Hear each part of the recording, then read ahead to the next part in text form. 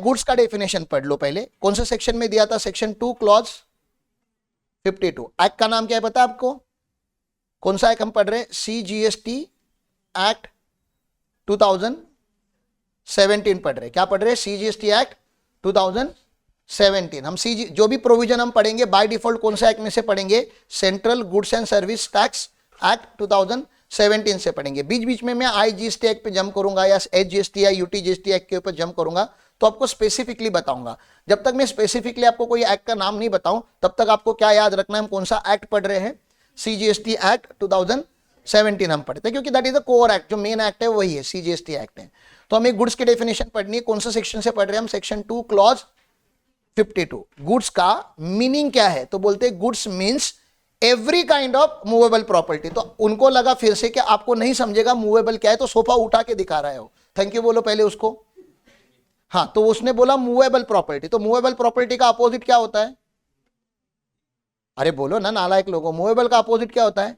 Immovable. एक example दो ना इमूवेबल प्रॉपर्टी का। लैंड इमूवेबल प्रॉपर्टी है। लैंड अगर इमूवेबल प्रॉपर्टी है तो क्या लैंड गुड्स बन सकता है? अरे इन्होंने क्या बोला? गुड्स क्या होता है? जो मूवेबल है वो क्या है? गुड्स है।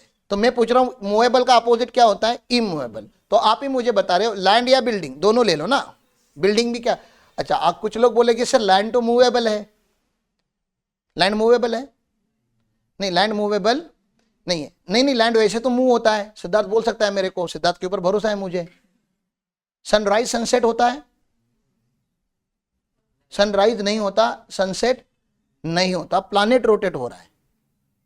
तो वैसे तो लैंड मूवेबल है, लेकिन डेफिनेशन के हिसाब से लैंड मूवेबल असेट नहीं है। उसको आप बैलेंस शीट में कहां पे लिखते हो? इमूवेबल प्रॉपर्टीज में आप लिखते हो। तो लैंड एंड बिल्डिंग प्लीज मान लो कि इमूवेबल है। नहीं सर, आपने रामायण अच्छे से नहीं पढ़ा होगा। हनुमान जी ने पूरा का पूरा पर्वत उठाया रखा। हनुमान जी लॉ नहीं लिख रहे हैं, ठीक है ना। लॉ सेंट्रल गवर्नमेंट लिख रहा है या हमारा पार्लियामेंट लिख रहा है। तो यहाँ पे वही सारे एक्सेप्शंस कवर्ड नहीं हुए हैं। तो प्लीज मानो कि क्या है? लैंड। मैंने मिट्टी नहीं बोला, मैंने बोला लैंड जो है, जमीन जो है वो इमूवेबल प्रॉपर्टी है। याद रखेंगे उतना प्लीज, मतलब याद रखने वाली बात नहीं है, लेकिन आप लोग याद रखो कि जमीन क्या है?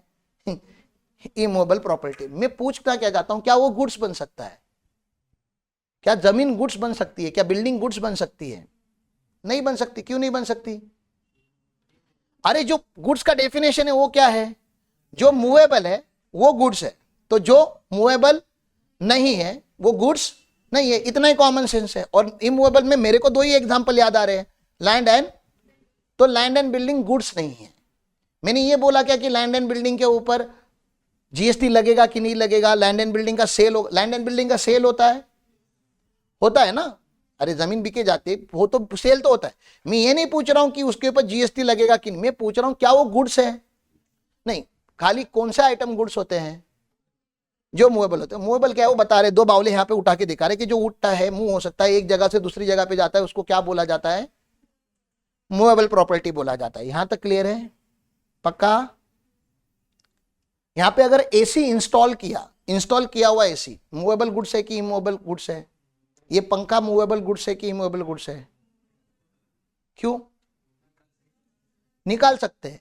तो मैंने क्या बोला कि मूवेबल मैंने मूव हो रहा है कि नहीं हो रहा है वो नहीं लिखा है, उसमें लिखा है मूव एबल। वो एबल है क्या मूव होने के लिए? एबल होना मतलब क्या? अभी गाड़ी रुकी हुई है तो गाड़ी मूवेबल है क्या? मूविंग है? मूविंग नहीं है लेकिन मूवेबल है। वैसे AC का नटबोल्ट वगैरह, सर नटबोल्ट लगा है तो ऑब्वियसली मूवेबल नहीं, लेकिन नटबोल्ट खोल देंगे तो मूवेबल हो सकता है। मतलब उसमें प्रॉपर्टीज है। वो सोफा घर में रखा है तो रोज थोड़ी ना क्या उठाना है भाई, ये चेक करने के लिए कि आज मूवेबल है कि नहीं है। प्रॉपर्टी की बात हो रही है कि as a property whether it this particular product is movable और नॉट। ये बाबा तुम लोग हंस रहे हो सालो, यही सब सुप्रीम कोर्ट जज हाई कोर्ट में बोला जाता है। वहां पे ये सारे पुराने जजमेंट है, ठीक है ना। टेलीफोन टॉवर बताओ, टेलीफोन टॉवर देखा है आप लोगों ने? मूवेबल है कि इमूवेबल है? एलिवेटर मूवेबल है कि इमूवेबल है? एलिवेटर मतलब लिफ्ट जो बिल्डिंग में लगता है, वो ऊपर नीचे तो होता है, तभी तो लिफ्ट है। नालायक लोग उसको इमूवेबल बोलते हैं। तो कुछ चीजें इमूवेबल है, कुछ चीजें मूवेबल है। तो वो आप इतना आसानी से मुझे नहीं बता सकते, वो पुराना लॉ जिन्होंने पढ़ा है उनको पता है। तुम्हारे हिसाब से जो चीज एक जगह से दूसरी जगह जाती है वो क्या है? डन, क्लियर है? आगे चलूं कि नहीं चलूं? हाँ, एवरी काइंड ऑफ, क्या मैंने बोला, मूवेबल प्रॉपर्टी को क्या बोलते हैं? गुड्स बोलते हैं। तो इमूवेबल होगी तो वो गुड्स नहीं है। क्या मूवेबल क्या इमूवेबल, बहुत बड़ा डिस्कशन है, आराम से कभी कर लेंगे। हाँ हाँ, ट्री मूवेबल एक बताता हूं ना, नीचे आ रहा है देख, तेरे जैसे लोगों के लिए लिखा है, ठीक है ना। फिर बोलते हैं कि तुम जैसे कुछ हरामखोर बच्चे पूछेंगे कि ट्री मूवेबल है कि नहीं है, तो उन्होंने बोला growing crops, grass, things attach to और फॉर्मिंग पार्ट ऑफ लैंड। क्या मैंने बोला? Growing crops. ग्रोइंग क्रॉप्स मतलब जो क्रॉप अभी ग्रो हो रहे हैं, ING मतलब हुए हैं क्या, जैसे मिर्ची अभी लगी है, आ रही है उसके ऊपर, ठीक है। अभी वो मूव, अभी इस मोमेंट पे मूवेबल है कि इमूवेबल है? अभी इमूवेबल है, समझ में आ रहा है? क्योंकि अभी तो पेड़ पे है, अभी लगी है, अभी निकाल दोगे तो शायद वो नहीं सरवाइव नहीं कर पाएगी। लेकिन क्या सेल हो सकता है उसका? बोलो ना। मैंगो ट्री पे मैंगो लगे हुए हैं, मूवेबल है कि इमूवेबल है? अभी इस मोमेंट पे क्या है? पूरा का पूरा पेड़ ही, जैसे ये पूछ रहा है मूवेबल है कि इमूवेबल है? अभी इमूवेबल है, लेकिन क्या उसको सीवेड किया जा सकता है? क्या उसको काटा जा सकता है? और क्या उसको काट के मूव किया जा सकता है? इसलिए उन्होंने इंक्लूड्स में लिखा। इंक्लूड में लिखने की क्या जरूरत थी? क्योंकि कुछ बच्चे तुम्हारे जैसे हरामखोर होते हैं, ऐसे घटिया सवाल पूछते हैं। तो ग्रास मूवेबल है कि इमूवेबल है? एट मोमेंट इमूवेबल है, लेकिन क्या उसको कट करके, पैक करके, बांध के मूव किया जा सकता है? हाँ, तो उन्होंने वही बोला, growing crops, grass, things attach और फॉर्मिंग पार्ट ऑफ लैंड। तो मैंने बोला टॉवर, जो टेलीकॉम टावर होता है, वैसे तो इमूवेबल है भाई, लेकिन नट बोल्ट खोल दूंगा तो मूवेबल हो जाएगा। वाटर टैंक जो रहते हैं बड़े बड़े, जब फिट होते हैं तो फिट कर दिया जाता है, लेकिन खोला जा सकता है क्या? हाँ, खोला जा सकता है। लेकिन जो सीमेंट का वाटर टैंक बनता है वो तो इमूवेबल है, उसको आप नट बोल्ट से नहीं खोल सकते, उसको जेसीबी लगा के तोड़ना पड़ेगा, ठीक है ना। तो थिंग्स अटैच और forming part of the land which are agree to be severed before supply और अंडर कॉन्ट्रैक्ट ऑफ सप्लाई। तो एक कोई कॉन्ट्रैक्ट किया आपने, तो मिर्ची जो ग्रो हो रही है उसको बेचा जा सकता है, मैंगो जो ग्रो हो रहा है उसको बेचा सकता है। जब बेचेंगे तब उसको मुंह करके ही बेचना पड़ेगा। रबर प्लांटेशन है आपका, कट करके आप बेचते हो, तो भैया रबर ट्रीज को आप कट करोगे और बेचोगे। अभी नहीं बिका है, बांबू है, आप बांबू को आप मूवेबल प्रॉपर्टी बोल सकते हो, क्योंकि बांबू जब बिकेगा तो जिसने खरीदा है वो आके कट करके लेके जाएगा। समझ में आ रहा है? तो ये वो डेफिनेशन का पार्ट है, और ये गुड्स का बहुत पुराना पार्ट है, आता है उसमें। कुछ एक्शनेबल क्लेम होते हैं बैलेंस शीट में या यूजुअली अपने लाइफ में। एक्शनेबल क्लेम मतलब ऐसा कोई क्लेम जिसके ऊपर आप एक्शन ले सकते हो, जिसको आप डेटस बोल दो आपके भाषा में। आपके भाषा में इनको क्या बोल दो? एक्शनेबल क्लेम को डेटस। तो डेटस को इन्होंने क्या बना के रखा है? गुड्स बना के रखा है, क्योंकि डेटस बेचे जा सकते हैं। डेटस मतलब वो इंसान को नहीं बेचना है, वो जो रिसीवेबल है उसके यहां से वो सेल होता है कभी कभी। एक्शनेबल क्लेम के ऊपर उनको टैक्स नहीं लगाना था, मैं आगे जाके आपको पढ़ाऊंगा। खाली उन्होंने गुड्स के डेफिनेशन में उसको इंक्लूड करके रखा है, क्योंकि लॉटरी का टिकट भी क्या है? आपने लॉटरी के टिकट जीत गए हो आप, तो अभी क्या है वो? आप जाके क्लेम करोगे ना, भैया मेरी लॉटरी है, मैं क्लेम करूंगा। आपने घोड़े पे पैसे लगाए थे और उसका आपके पास चिट्ठी है, पावती है एक, और वही घोड़ा रेस जीत गया, तो अभी क्या बन गया वो चिट्ठी आपका? आप अभी क्लेम करने जाओगे ना, एक्शनेबल क्लेम है। आपने वो ड्रीम 11 में पैसे लगाए, हाँ, आपने कोई बेटिंग की और आप जीत गए, अभी वो क्लेम आपका क्या बन गया है? एक्शनेबल क्लेम बन चुका है। तो एक्शनेबल क्लेम में लॉटरी, बेटिंग, गैम्बलिंग, 3 वर्ड याद रखो। एक्शनेबल क्लेम में वैसे तो बहुत सारी चीजें आती है, लेकिन 3 आइटम है जिसके ऊपर गवर्नमेंट टैक्स लेना चाहता है, और वो तीनों की तीनों ऐसे आप याद ही रख लोगे, जुएडी लोग हमारे पास बहुत सारे हैं, ठीक है ना। तो क्या है? Lottery, betting, gambling. क्या याद रखोगे? Lottery, betting. लॉटरी मतलब लॉटरी समझ में आता है ना, बेटिंग मतलब बेट लगाना ना, ये घोड़ा जीतेगा कि ये मुर्गी जीतेगी, बेट लगाना। एंड गैम्बलिंग, गैम्बलिंग मतलब पत्ते बित्ते खेलना, गोवा, वहां जो गोवा कुछ लोग बोल रहे, ठीक है ना, तो गैम्बलिंग किया आपने। तो लॉटरी, बेटिंग, गैम्बलिंग के ऊपर क्या लगता है? जीएसटी एप्लीकेबल है, क्योंकि पुराना एक लॉ था लॉटरी, बेटिंग, गैम्बलिंग के ऊपर, उसको अबॉलिश किया गया और वो जीएसटी के साथ मर्ज किया गया है। खाली उन 3 आइटम के ऊपर टैक्स लगाने के लिए उन्होंने एक्शनेबल क्लेम को डेफिनेशन में इंक्लूड किया।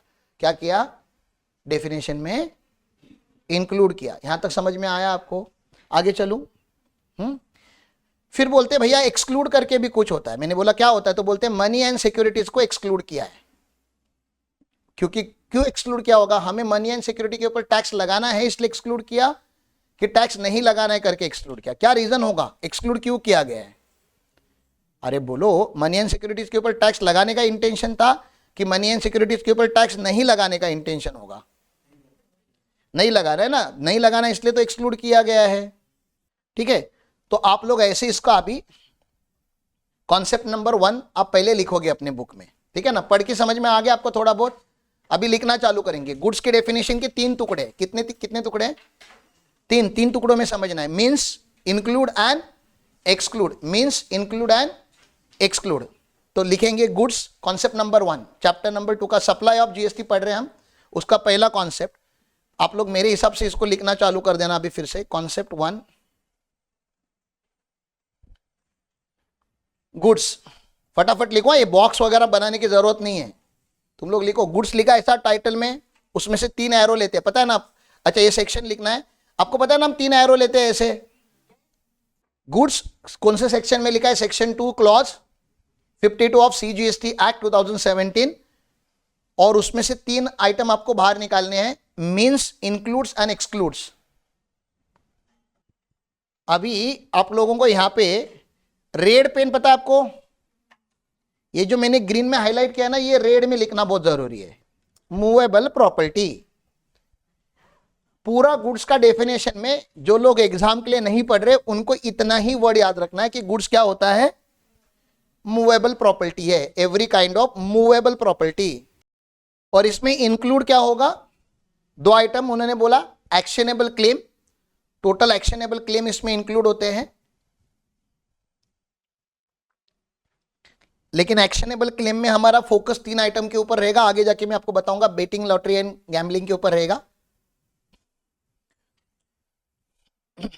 और सेकेंड वाला पॉइंट, ग्रोइंग क्रॉप्स, ये ग्रुप नहीं, ये क्रॉप्स है, कहीं कहीं पे मिस्टेक हुआ है, आप जरा ध्यान दोगे।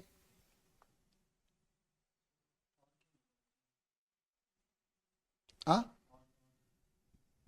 अरे क्योंकि ये भी है और ये भी है। हाँ, एक्शनेबल क्लेम अलग आइटम है, ये अलग आइटम है।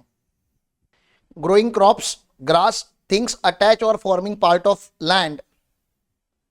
इधर क्या क्या ना टाइपिंग एरर है, मैं यहां से दिखाऊं कि आपको जरा, ये ऐसे लिखना है, growing crops, grass, things attach और forming part of the land which are agree to be severed before supply और अंडर कॉन्ट्रैक्ट ऑफ सप्लाई।